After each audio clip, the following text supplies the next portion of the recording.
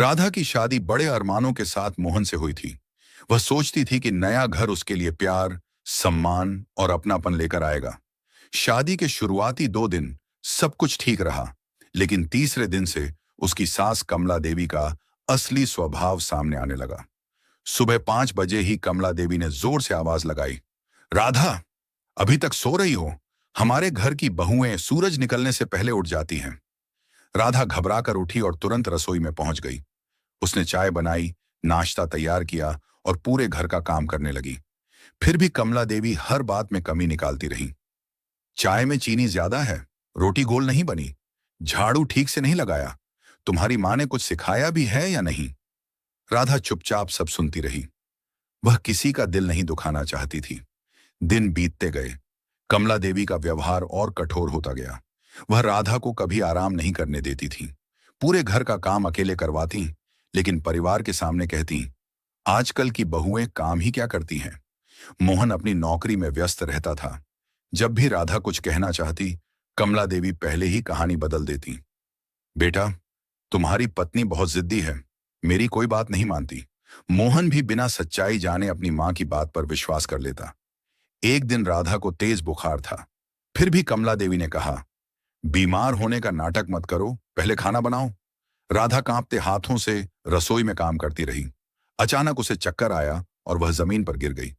आवाज सुनकर पड़ोस की शांति चाची दौड़ी।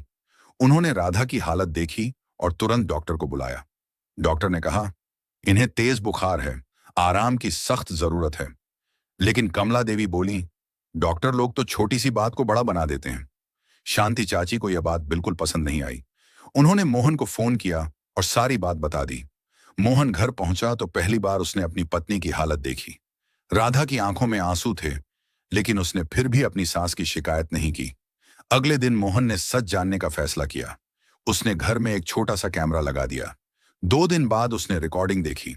उसमें साफ दिखाई दे रहा था कि कमला देवी हर छोटी बात पर राधा को डांटती थी, उसे खाना तक समय पर नहीं देती थी और उसके बीमार होने पर भी काम करवाती थी। मोहन का दिल टूट गया। उसे अपनी गलती का एहसास हुआ। शाम को उसने पूरे परिवार के सामने रिकॉर्डिंग चला दी।